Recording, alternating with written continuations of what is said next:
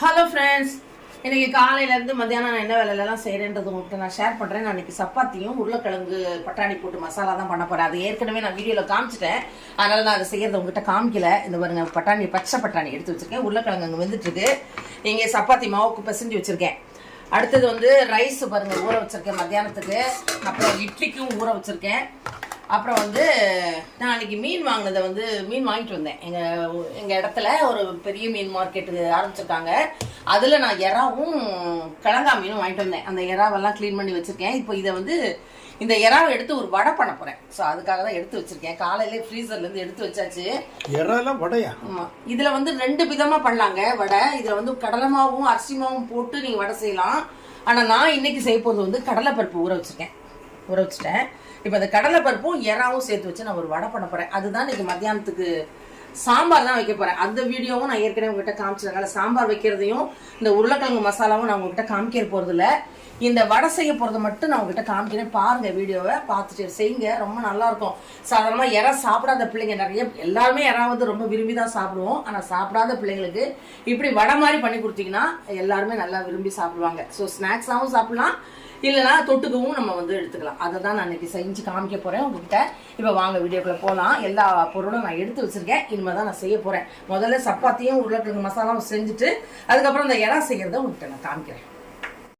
காலையில் சப்பாத்தியும் உருளைக்கிழங்கு மசாலா பண்ணி சாப்பிட்டுட்டோம். அடுத்தது வந்து இப்போ மத்தியானத்துக்கு நான் வந்து சமைக்க போகிறேன். கடலைப்பருப்பு ஊற வச்சு தான் நல்லா தண்ணி வடித்து வச்சுட்டேன். இதுக்கு தேவையான பொருட்கள் பச்சை மிளகாய், வெங்காயம், இஞ்சி, பூண்டு, அப்புறம் கொத்தமல்லி, கொஞ்சம் கருவேப்பிலை எல்லாம் வெட்டி வச்சுட்டேன். இப்போ இந்த எறாவை நான் வந்து இந்த பருப்புக்கு தேவையான இதை நான் 1 கப்பு போட்டிருக்கேன். இந்த கப்புக்கு தேவையானது 1 கப்பு எறா எடுத்திருக்கேன். இந்த எறாவை நான் வந்து ஆல்ரெடி நல்லா உப்பு, கொஞ்சம் மஞ்சத்தூள், மிளகாத்தூள்லாம் போட்டு வச்சுருந்தேன். இப்போ முதல்ல நம்ம வந்து கடலைப்பருப்பை முதல்ல அரைச்சிக்கிடலாம். நீங்கள் இந்த கடலைப்பருப்புக்கு பதிலாக அரிசி மாவும் கடலை மாவும் சேர்ந்து செய்யலாம். ஆனால் உங்களுக்கு இந்த டேஸ்ட், இந்த கிறிஸ்பி வந்து அதில் வராது. நான் எப்போதுமே இப்படி தான் செய்வேன். அதனால் நான் செய்கிறத தான் உங்கள்கிட்ட சொல்கிறேன். இப்போ இந்த எடுத்து வச்சிருக்கிற இந்த எறாவை வந்து நான் கொஞ்சோண்டு தண்ணி ஊற்றி வேக வச்சுக்க போகிறேன். இப்போ இந்த கடலைப்பருப்பை நான் அரைச்சி வச்சுக்க போகிறேன். இப்போ இந்த கடலைப்பருப்பை அரைச்சிட்டு இதை வேக வச்சுட்டு உங்கள்கிட்ட காமிக்கிறேன். இப்போ வந்து நான் ஊற வச்சுருந்த கடலைப்பருப்பு அரைச்சிட்டேன். அது கூட என்ன போட்டேன்னா சோம்பு, இஞ்சி, பூண்டு, உப்பு போட்டு அரைச்சி வச்சுருக்கேன். அதில் நான் வந்து வெட்டி வச்சுருந்த எல்லாத்தையும் தூக்கி இதில் கலந்துட்டேன். இங்கே வந்து எறாவை வந்து வேக வச்சு வச்சுருக்கேன் பாருங்கள். இப்போ ரொம்ப வேக வைக்கணும்னு இல்லை, ஆனால் கொஞ்சம் ஒரு 3/4 வேக்காடு வந்துட்டால் போதும். இப்போ நான் வேக வச்சு வச்சுருக்கேன். இப்போ இந்த வேக வச்சது நல்லா ஆறிடுச்சு. இதை நான் வந்து மிக்சியில் போட்டு நல்லா குறன்னு அரைச்சிட்டு வந்துருப்பேன். அரைச்சிட்டு வந்துட்டு அப்படி நம்ம யூஸ்வலாக எப்படி வடையை தட்டுவோம் அதே மாதிரி தட்டி போட்டு எடுக்க வேண்டியதான். ரொம்ப டேஸ்ட்டாக இருக்கும்.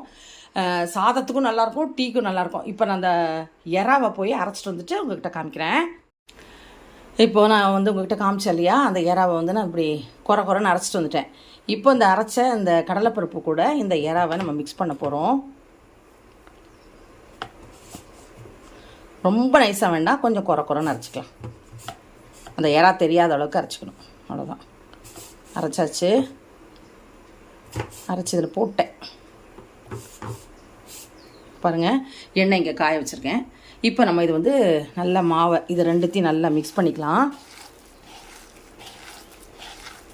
புதினா இருந்ததுன்னா புதினா போட்டால் கூட ரொம்ப நல்லாயிருக்கும், வாசமாக. சாதாரணமாக எறாமே நல்லாயிருக்கும். அது இந்த மாதிரி வடையாக போட்டு கொடுத்தா இன்னும் நல்லாவே இருக்கும். டேஸ்ட்டு அப்படி இருக்கும், நல்லாயிருக்கும். ரச சாதத்துக்கு நல்லாயிருக்கும் பாருங்கள் அந்த எறா வடை, சாம்பார் சாதத்துக்கு. இப்போ நம்ம இதை என்ன பண்ண போகிறோம், ஒன்றா தட்டி போட்டுட்டு உங்கள்கிட்ட காமிக்கிறேன். பாருங்கள், எல்லாத்தையும் நான் வந்து உருண்டையாக உருட்டிகிட்ருக்கேன். அப்படி உருண்டையாக உருட்டி வச்சுட்டு நம்ம எண்ணெயை காய வச்சுட்டு தட்டி போடும்போது டக்குன்னு ஈஸியாக இருக்கும் வேலை. அதுக்காக தான் நான் வந்து இந்த மாதிரி உருட்டி வச்சுட்டேன். சரி, முதல்ல நினச்சேன் இப்போ மத்தியானத்துக்கு மட்டும் இதை வறுத்துட்டு டீக்கு தனியாக பொரிக்கலாம்னு நினச்சேன். அப்புறம் வேண்டாம், சரி ஒரே வேலையை முடிச்சிட்டா இன்னும் வேலை இருக்குது, மாவு அரைக்கணும், வேலை இருக்குது. அதனால் இதையே மொத்தமாகவே போட்டு எடுத்துகிட்டு போகிறேன். எண்ணெய் காஞ்சிச்சு நல்லா.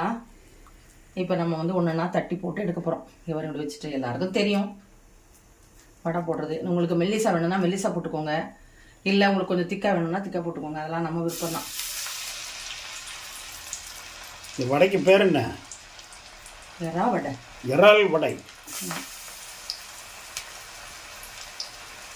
இந்த சிம் பண்ணிக்கோங்க, நல்லா காஞ்சிச்சுன்னா. எடுத்துட்டு காமிக்கிறேன். நான் பார்த்தீங்களா உங்கள்கிட்ட காமிச்சேன், பார்த்தீங்களா உருண்டை பண்ணி வச்சது எல்லாத்தையும் தட்டி போட்டு எடுத்து வச்சுட்டேன். பாருங்கள் எப்படி இருக்குங்க, நல்லா கிறிஸ்பியாக இருக்கும்.